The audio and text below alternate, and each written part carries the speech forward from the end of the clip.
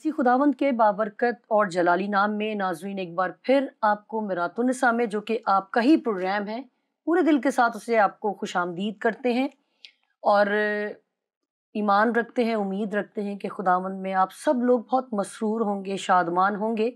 बेशक के वक्त जो है बहुत ही सख्त भी आपकी लाइफ में आता है, मुश्किलात भी आती हैं और ऐसी ऐसी लाइफ में टर्न आते हैं कि हम हैरान रह जाते हैं और वो वक्त हम भूल जाते हैं जिसमें हम बहुत आसूदगी के साथ, खुशी के साथ और बहुत ही, मैं कहती हूँ कि आसाइशों के साथ हम अपनी लाइफ गुजारते हैं। मगर जैसे ही थोड़ी सी मुश्किलात आती हैं तो हम परेशान हो जाते हैं। मगर जो ईमानदार लोग हैं, जिनका ईमान, जिनका भरोसा खुदावंद पे है, वो यकीनन हर हाल में खुश और शादमान रहते हैं, इसी उम्मीद के साथ कि खुदावंद आपकी तमाम मुश्किलात को, परेशानियों को अगर आपकी लाइफ में स्टे करवाता है तो खुदा आपको हिम्मत दे, कुव्वत दे और सुकून अता करे। आज के प्रोग्राम में एक बार फिर पास्टर गजाला शफीक को वेलकम करते हैं और उम्मीद करते हैं कि सिस्टर, आपकी फैमिली और आप बिल्कुल ठीक ठाक और खैरियत से होंगे। थैंक यू शाहाना, और तमाम देखने वाले नाजरीन को भी यसु मसीह के अजीम जलाली और बाबरकत नाम में मेरा सलाम पहुँचे। और मैं शुक्र करती हूँ ख़ानदान भी सलामती में है और हम सब बच्चों समेत, क्योंकि आज हमारा जो टॉपिक है वो बहुत अहम टॉपिक है, बिल्कुल, तो इसलिए मैं कह रही हूँ हम बच्चों समेत सलामती में हैं। आमीन।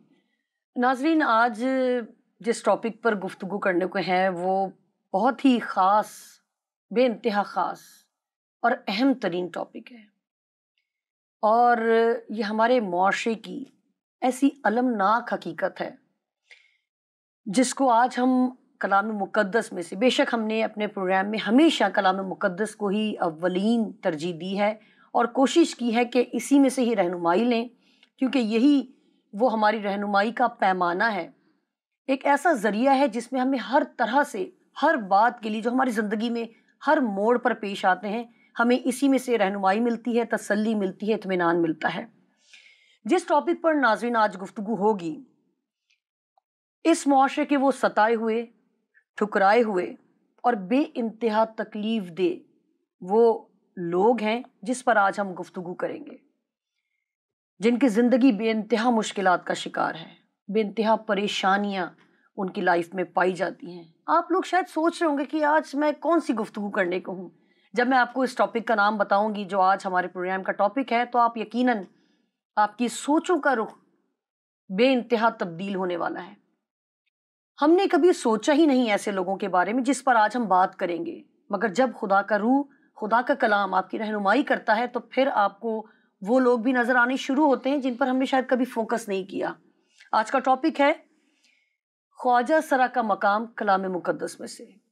यकीनन बहुत सारे लोगों की आंखें, जहन खुल गए होंगे कि आज हम क्या बात करेंगे इनके हवाले से, मगर जो भी गुफ्तगू होगी कलाम मुक़द्दस में से होगी और बहुत अहम तरीन टॉपिक है और बेइंतहा तैयारी के साथ, बेइंतहा स्टडी के साथ पास्टर गजाला शफीक हमारे दरमियान मौजूद हैं।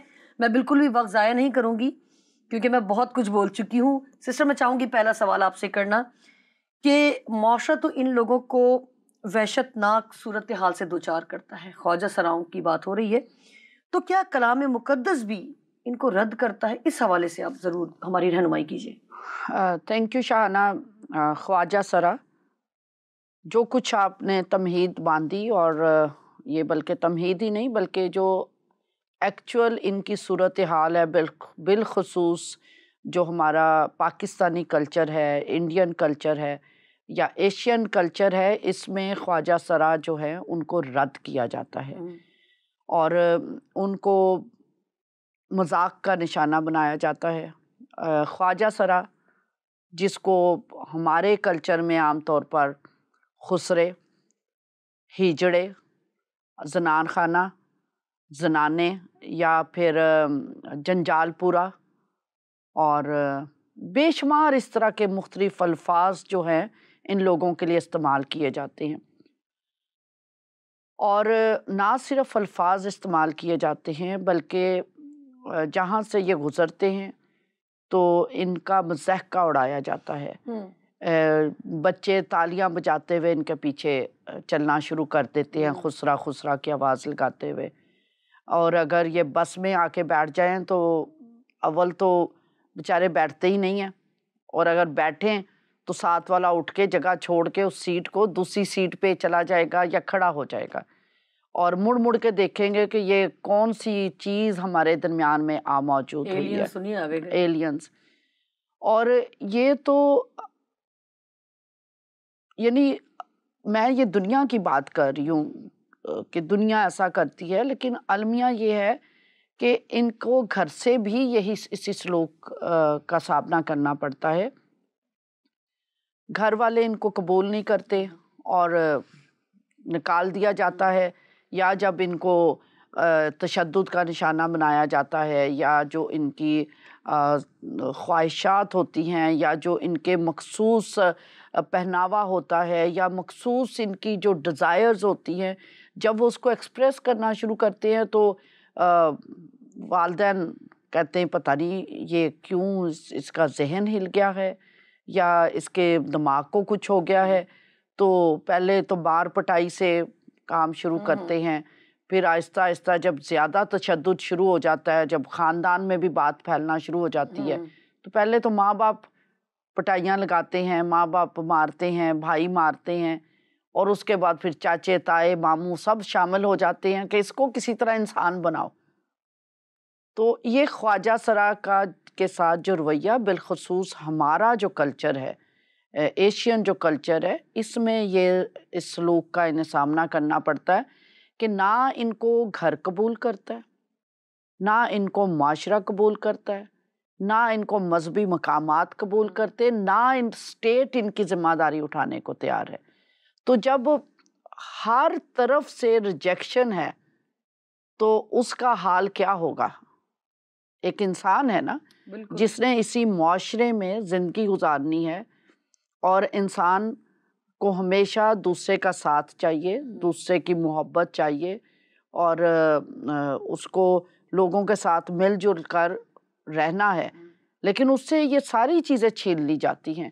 تو اس وجہ سے وہ جو الفاظ آپ استعمال کر رہی ہیں، المناک، وحشت ناک، واقعتاً جب آپ ان کے ساتھ بیٹھتی ہیں تو ان کی صورتحال بہت المناک ہوتی ہے، جسمانی بھی اور نفسیاتی بھی اور مذہبی بھی. سسٹر میں چاہوں گی آپ ضرور یہ بھی بتائیں کہ کیا کلام بھی خواجہ سراؤں کو رد کرتا ہے؟ ہاں جی، آپ کا سوال بیسیکلی یہی ہے کہ کلام کیا دنیا تو رد کرتی، کیا کلام بھی رد کرتا ہے؟ میں شکر کرتی ہوں وہی بات کہ کلام تو خدا کی یہ تخلیق ہے، اور خدا نے اگر مرد اور عورت کے بارے میں کلام کیا ہے تو اگر یہ خدا اسی ماں کے پیٹ سے پیدا ہوتے ہیں نا، بالکل، تو اگر یہ ماں کے پیٹ ہی سے پیدا ہوتے ہیں اور ماں باپ کے یا میاں بیوی کے جنسی تعلق ہی سے پیدا ہوتے ہیں، یا ایک خاندان میں بطور بچہ ہی پیدا ہوتے ہیں، تو خدا کی تخلیق ہے نا یہ. تو خدا اگر جانوروں کے بارے میں، پرندوں کے بارے میں، نباتات کے بارے میں، سمندر کے بارے میں، ہر چیز کے بارے میں بولتا ہے، تو کیا ممکن ہے کہ خدا اپنے خواجہ سرا جو تخلیق ہے اس کے بارے میں خاموش رہے؟ یہ ناممکن ہے. میں چاہوں گی شاہنہ کہ یسایہ نبی کا مقدس صحیفہ، اس کا چیپٹر 56، 56 باب اور اس کی تیسری، چوتھی، پانچویں آیت. تیسری آیت کا جو پارٹ بی ہے وہ خواجہ سرا کے متعلق شروع ہوتا ہے. جی، خداوند کے کلام میں لکھا ہے، اور خواجہ نہ کہے کہ دیکھو میں تو سوکھا درخت ہوں، کیونکہ خداوند یوں فرماتا ہے کہ وہ خواجے جو میرے سبتوں کو مانتے ہیں اور ان کاموں کو جو مجھے پسند ہے اختیار کرتے ہیں اور میرے عہد پر قائم رہتے ہیں، میں ان کو اپنے گھر میں اور اپنی چار دیواری کے اندر ایک ایسا نام بخشوں گا جو بیٹوں اور بیٹیوں سے بھی بڑھ کر ہوگا. میں ہر ایک کو ایک ابدی نام دوں گا جو مٹایا نہ جائے گا. آمین. شکریہ. یہ ہے خدا کی آواز، یہ ہے خدا کا کلام کہ خواجہ ہرگز نہ کہے کہ میں تو سوکھا درخت ہوں. اور پھر خدا کمپیریزن کر رہا ہے کہ میں ان کو بیٹے بیٹیوں سے بڑھ کر نام دوں گا. اور کن کو نام دے گا؟ خوجوں کو. وہ خوجے جو خدا کے احکامات پر، آئین پر عمل کرتے ہیں، ان کے بارے میں خدا پاک فرما رہا ہے کہ میں ان کو بیٹے بیٹیوں سے بڑھ کر نام دوں گا، بلکہ ایک ابدی نام دوں گا جو مٹایا نہیں جائے گا. اب خدا جو میں نے کہا کہ کیسے خاموش ہو سکتا ہے اگر یہ اس کی تخلیق ہے، بالکل. تو خدا نے تو یہاں تک فرما دیا کہ میں بیٹے بیٹیوں سے بڑھ کر نام دوں گا. عام جو ہمارے بچے پیدا ہوتے ہیں، تو میں نے پہلے کہا تھا کہ یہ اسی ماں کے پیٹ سے پیدا ہوتے ہیں. یہاں ذہن کھولنے کی ضرورت ہے، لوگوں کے ذہن کھولنے کی ضرورت ہے کہ یہ بچے آپ کے ماں کے اسی بطن سے پیدا ہوتے ہیں جہاں سے دوسرے بچے پیدا ہوتے ہیں. اگر ایک ماں ایک نابینا بچے کو جنم دیتی ہے، اگر ایک ماں معذور بچے کو جنم دیتی ہے، ٹھیک ہے، آپ کے 2 بچے ہیں یا 4 بچے، ان میں سے ایک معذور ہے یا ایک نابینا ہے، تو کیا کبھی ایسا ہوتا ہے کہ جو آپ کا معذور یا نابینا بچہ ہے آپ اس کو ہمیشہ چھپا کے رکھیں؟ نابینا کو بھی آپ ہمیشہ خدا کی ہیکل میں لے کر آئیں گے، خدا کے گھر میں لے کر آئیں گے، خادموں کے پاس لے کر آئیں گے کہ اس کے لیے دعا کریں. اسی طریقے سے اگر آپ کا بچہ معذور ہے تو آپ ہمیشہ خادموں سے، چرچ کے ایمانداروں سے، کلیسیا سے درخواست کرتے رہیں گے کہ میرا یہ بچہ یا بیٹا یا بیٹی معذور ہے. آپ کبھی ایسا نہیں کریں گے کہ جو آپ کا نابینا بچہ ہے یا معذور بیٹا بیٹی ہے آپ اس کو بے فام میں نہ شامل کریں. بے فام پاکستان میں وہ ریکوائرڈ ڈاکومنٹ ہے جو آپ کی اولاد کی نشاندہی کرتا ہے. ایک برتھ سرٹیفکیٹ ہے، ایک ہے بے فام. بے فام سارے بچوں کی جو آپ کے بچے ہیں اس میں شامل ہوتے ہیں. بے فام ایک اسینشیل ڈاکومنٹ ہے خاندان کے لیے، ٹھیک ہے. اب کیا ہوتا ہے، آپ اسے بے فام میں ہی شامل نہیں کرتے. برتھ سرٹیفکیٹ تو بنانا دور کی بات ہے نا، پہلے تو آپ نے اسے خاندان میں ہی نہیں شامل کیا. اچھا، کیا آپ نابینا بچے کا بے فام نہیں بناتے؟ کیا آپ معذور بچے کا بے فام نہیں بناتے؟ آپ اس کے تو بے فام بناتے ہیں. اس کو تو اپنا نام دیتے ہیں، باپ بھی نام دیتا ہے، خاندان بھی پہچان دیتا ہے.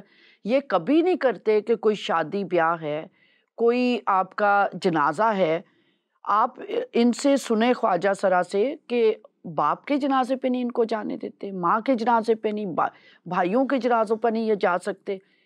کیا آپ دوسرے جو معذور بچے ہیں کیا ان کو شادیوں پہ نہیں لے کر جاتے؟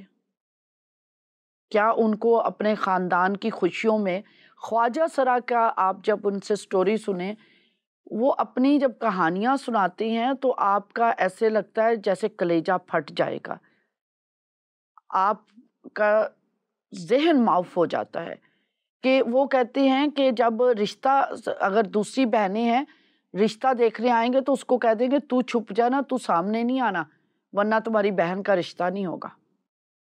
نابینا بچے کو کہا کبھی اس کو چھپا لے کہ اس کی بہن کا رشتہ نہیں ہوگا، یا معذور بچے کو کبھی کہا کہ نہیں اس کو چھپا دو اس کی بہن کا رشتہ نہیں ہوگا. خواجہ سرا سے یہ سلوک کیوں کیا جاتا ہے؟ نہ مہندی پہ یہ جا سکتے خاندان کے ساتھ، نہ شادی کی رسومات میں شرکت کر سکتے ہیں، جنازہ تو ایک آخری بات چلی جاتی ہے. یہ ہمارا رویہ ہے اور یہ خدا کا کلام ہے. خدا کہتا ہے جو کھوجے میرے سبتوں کو مانتے، میرے آئین اور احکامات پر عمل کرتے ہیں، میں ان کو بیٹے بیٹیوں سے بڑھ کر نام دوں گا اور ایک ابدی نام دوں گا. خدا بیٹے بیٹیوں سے بڑھ کر ان کو مقام دیتا ہے کیونکہ یہ خدا کی تخلیق ہے، خدا نے خلق کیا، خدا ان کے لیے کنسرن رکھتا ہے. خدا کو پتا تھا کہ ان کے ساتھ کیا سلوک ہونا ہے، اس وجہ سے خدا نے اپنے کلام میں فرما دیا کہ میری نزدیک ان کا درجہ بیٹے بیٹیوں سے بڑھ کر ہے. ہم لوگ ایسے ہی فخر کر رہے ہوتے ہیں، ہم شاہی کہینوں کا فرقہ ہیں، مقدس قوم ہے، بیٹے بیٹیاں ہیں، شہزادے شہزادی لیکن ہیں. آپ سے اوپر ایک درجہ خدا نے ان کو دیا ہے. حیران ہو رہی ہوں اس ریفرنس کو پڑھ کے کہ کیا ہی خوبصورت بات ہے کہ خدا واقعی کمزوروں کے لیے ہی خدا نے کلام مقدس تحریر کیا. بڑی خوبصورت بات ہے. لیکن دوسری طرف شاہانہ المناک صورتحال وہی ہے جو آپ کہہ رہی، وحشت ناک، المناک، درد سے بھرے ہوئے. تو اب مجھے بتائیں، ایک خواجہ سرا کی کہانی موجود ہے، اس کا یہ جملہ مجھے کھا گیا. اس نے بولا کاش میری ماں مجھے رکھ لیتی. جب ماں نے نکال دیا، گھر نے نکال دیا، تو پھر معاشرہ اس کو گھنگرو پہنائے، معاشرہ اس کو پتھر مارے، معاشرہ اس کو سیکس ورکر بنائے، معاشرہ اس سے مجرے کروائے. ہم تو گلہ نہیں کر سکتے. کاش کہ ہر ماں ہر باپ اپنے خواجہ سرا بچے کو اسی نگاہ سے دیکھے. یہ جو پروگرام ہے یہ 2-3 اس میں چلے گا، ہم اس کو لے کر جائیں گے، کیونکہ مجھے میں اسی آپ کو سال کا واقعہ بتاتی ہوں کہ مجھے پتوکی میں جانے کا پنجاب میں اتفاق ہوا. تو وہاں پر ایک خاندان تھا، ان کا خواجہ سرا بچہ تھا، تو وہ اپنے بچوں کا تعارف کروا رہے تھے، میرا یہ بیٹا یہ کر رہا ہے، یہ بیٹا یہ کر رہا ہے. تو میں نے پوچھا وہ جو آپ کا خواجہ سرا بیٹا وہ چرچ میں کیا خدمت کرتا ہے؟ تو اس ماں کے جواب نے مجھے شاک کر دیا. اس نے کہا خواجہ سرا کا بچے کا تو کوئی دین مذہب نہیں ہوتا. میں اتنا حیران ہوئی اس ماں کے اس جواب سے. میں نے کہا یہ آپ کو کس نے بتا دیا کہ خواجہ سرا بچے کا کوئی دین امان نہیں ہوتا؟ تو کہتی نہیں، ان کا تو کوئی، وہ تو نہ کبھی چرچ میں آیا، وہ تو خواجہ سراؤں کے ساتھ رہتا ہے. تو میں نے پھر بائبل مقدس کھولی. سب سے پہلے تو میں نے یہی حوالہ پڑھ کے سنایا ان کو، پھر بے شمار دوسرے حوالہ جات جو میں نے انہیں بتائے اس ماں کو. میں نے کہا آپ کے اس بچے کا وہی دین، وہی ایمان، وہی مذہب ہے جو باقی بچوں کا ہے. اب آپ نے اس کو مذہب سے دور کر دیا، آپ نے اس کو لادین بنا دیا، یا آپ نے اس کو خدا کی شناخت نہیں بخشی، تو قصوروار آپ ہے.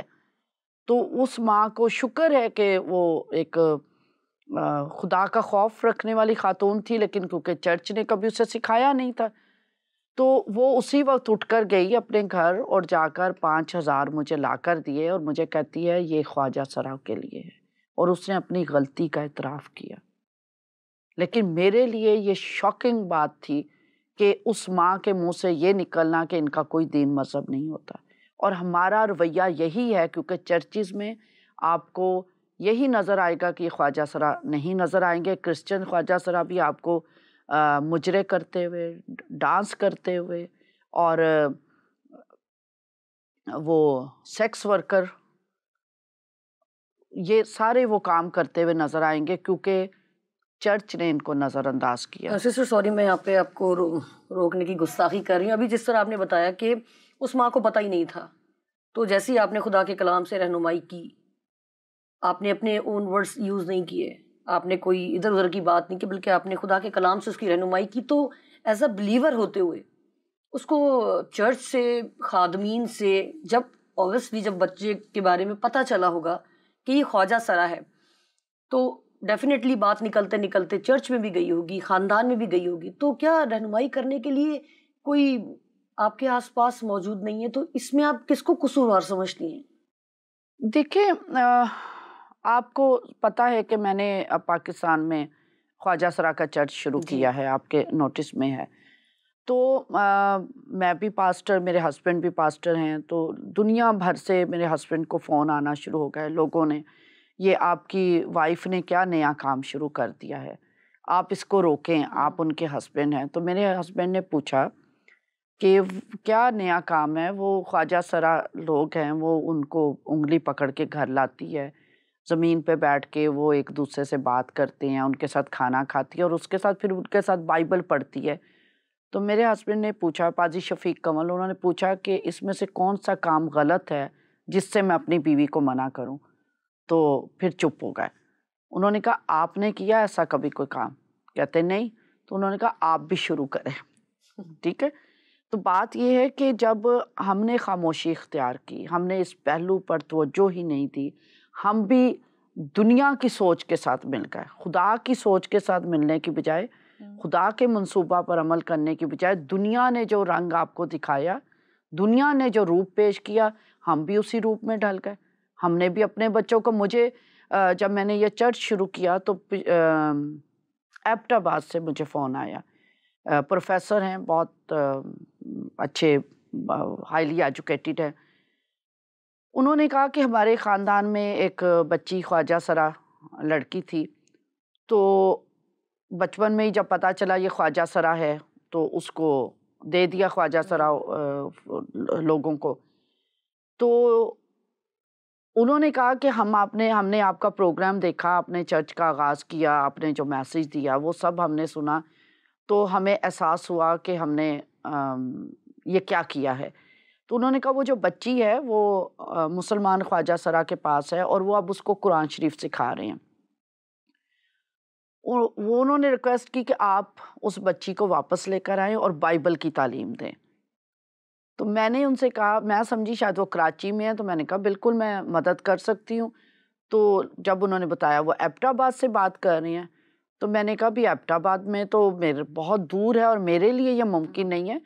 تو ویسے میں نے پھر ان سے سوال پوچھا، میں نے کہا کہ جب آپ نے بچپن میں اپنی اولاد کو ڈس آن کر دیا نا، اب آپ کو کون سی مذہبی غیرت یاد آئی ہے، یا بائبل کی غیرت یاد آئی ہے، یا خدا کی غیرت یاد آئی ہے، جب آپ نے بچپن میں اپنے بچے کو گھر سے دے دیا، اب کوئی اسے قرآن پڑھائے، کوئی گیتا پڑھائے، کوئی کچھ پڑھائے اس کو،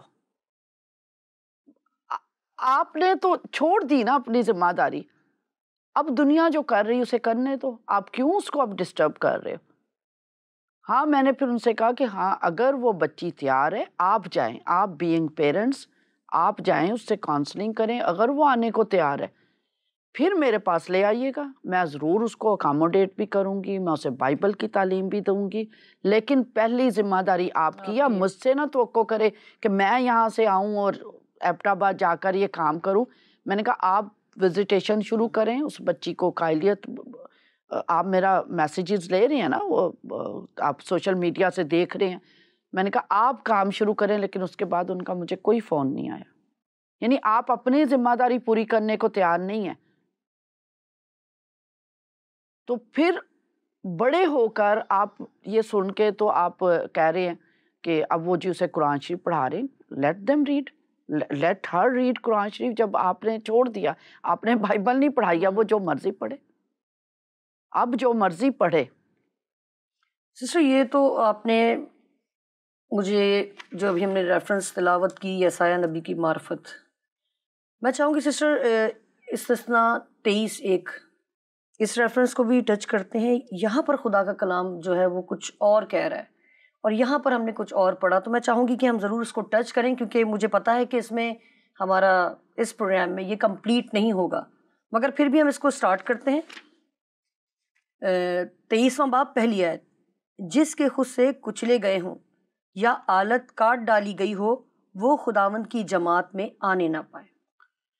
شکریہ. استثناء کا صحیفہ اس کا 23واں باب اس کی پہلی آیت کے بارے میں آپ نے بات مجھ سے تفسیر پوچھی ہے یا اس کی وضاحت پوچھی ہے. کیا کہ یہاں جو خدا بات کر رہا ہے کہ جن کے خود سے کچلے گئے ہوں یا آلت کاٹی گئی ہو وہ خدا کی بادشاہت میں داخل نہ آئے ہوں، اور ادھر جو بات ہوئی ہے یسایہ کے صحیفہ میں، یقیناً عام لوگ ایسا ہی سمجھتے ہیں کہ شاید یہ جو بات کی گئی ہے یہ خواجہ سرا کے بارے میں کی گئی ہے. ہمیں اس کو سمجھنے کی ضرورت ہے کہ خدا دو باتیں نہیں کرتا اور خدا کے کلام میں تضاد نہیں پایا جاتا. ہماری انڈرسٹینڈنگ وہ یا ہماری اس وقت شاید ذہن نہیں کھلا ہوتا تو ہم کچھ بات کر یا تحقیق ہم پوری نہیں کر پاتے تو ہماری بات ادھوری رہ جاتی ہے.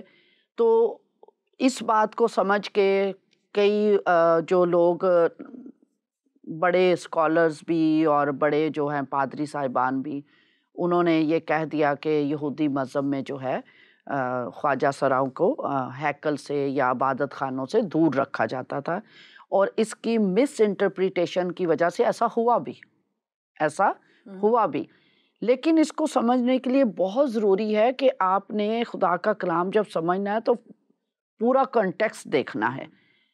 خواجہ سرا کے لیے بائبل مقدس میں جو لفظ اولڈ ٹیسٹامنٹ میں استعمال ہوا ہے، پرانا عہد نامہ یعنی توریت، زبور، صحائف انبیاء، اس میں جو لفظ استعمال ہوا وہ ہے سارس کا لفظ. خواجہ سرا کے لیے سارس کا لفظ استعمال ہوا ہے، اور یہ سارس کا لفظ بائبل اولڈ ٹیسٹامنٹ میں، بائبل مقدس کی نہیں بات کر رہی، اولڈ ٹیسٹامنٹ کی بات کر رہی ہوں، کیونکہ بائبل مقدس میں نیو ٹیسٹامنٹ اولڈ ٹیسٹامنٹ دونوں شامل ہیں. ابھی میں اولڈ ٹیسٹامنٹ کی بات کر رہی ہوں کہ سارس کا لفظ 45 ٹائمز استعمال ہوا ہے، ٹھیک ہے، جس کا ترجمہ خواجہ سرا کیا گیا ہے. اس کے لیے نیو ٹیسٹامنٹ میں گریک میں یونیخوس کا لفظ استعمال ہوا ہے، لیکن اولڈ ٹیسٹامنٹ میں یونیخ کا لفظ یا عبرانی زبان میں سارس کا لفظ استعمال ہوا ہے۔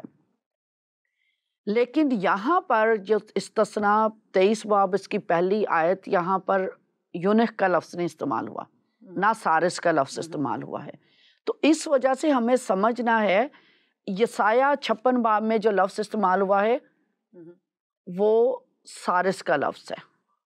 اور ابھی تو کیونکہ آپ کو بار بار مجھے ٹائم کی کمی کا احساس ہو رہا ہے، کیونکہ ٹاپک بہت وسیع ہے، کیونکہ جگہ جگہ بائبل خدا کے کلام میں خواجہ سرا کی خدمت کے بارے میں، ان کے کردار کے بارے میں، ان کے درجات اور رتبات کے بارے میں ذکر ہے، تو وہ ظاہر ہمیں اگلے پروگرام میں لے کر جانا پڑے گا۔ اور سارس کا جو لفظ استعمال ہوا ہے 45 ٹائمز، اس کو بھی میں اگلے پروگرام میں، لیکن یہاں پر جو لفظ استعمال ہوا وہ سارس نہیں ہے یا یونیخ نہیں ہے۔ انگلش میں یونیخ، جس کو ہم اردو میں خواجہ سرا کہہ رہے ہیں، اور عبرانی میں سارس۔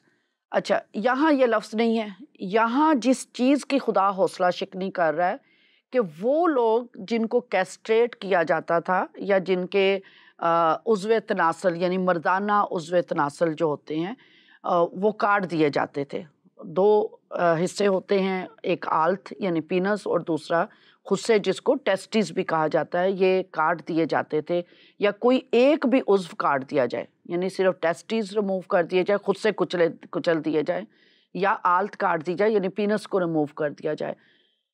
یہ پیگنز میں رسم تھی کہ وہ لوگ اپنے دیوتاؤں کو خوش کرنے کے لیے منت مان لیتے تھے کہ اپنا بچہ جو کہ ایک نارمل بچہ پیدا ہوتا تھا، اس کو اپنے دیوتاؤں کو خوش کرنے کے لیے بچپن میں ہی، جب بیچارہ نہ بول سکتا ہے، نہ کہہ سکتا ہے، نہ احتجاج کر سکتا ہے، نہ اپنا رائٹ کے لیے فائٹ کر سکتا ہے، ٹھیک ہے، نہ اس کو آگاہی ہے کہ اس کے ساتھ کیا ہو رہا ہے، اس وقت اپنے بچے کو مخصوص کر دیتے تھے، منت مان دیتے تھے کہ ہم اس کے خود سے کچل دیں گے یا اس کی آلت کاٹ دیں گے، اور یہ ہمیشہ کے لیے بت پرستی کے لیے دے دیا جائے گا، یا پھر اچھی جابز حاصل کرنے کے لیے جان بوجھ کے بھی کچھ لوگ اپنے بچوں کو کیسٹریٹ کروا دیتے تھے۔ اب یہ کیسٹریشن کیا ہے، یہ ساری چیزیں ہم میرا خیال اگلے پروگرام میں جائیں گے، سارس کے بارے میں بتاؤں گی، اور اسی آیت کے اوپر مزید روشنی ہم اگلے حصے میں پروگرام کے دیکھیں گے۔ ٹھیک ہے، ایسے ہی ہوگا سسٹر، تھینک یو سو مچ۔ ناظرین، بہت ہی سینسٹیو ٹاپک ہے، بہت ہی اہم ترین وہ باتیں جو ہم اپنی لائف میں بہت زیادہ اگنور کرتے رہے ہیں، مگر اب ایسا نہیں ہوگا، کیونکہ ہماری کوشش جاری رہے گی تاکہ آپ بھی سیکھیں اور ہم بھی اپنی زندگیوں کو تبدیل کرنے کی کوشش کریں۔ اسی دعا کے ساتھ اجازت دیجیے، اگلے پروگرام میں اسی پروگرام کو کنٹینیو کریں گے۔ ملتے ہیں، خدا حافظ۔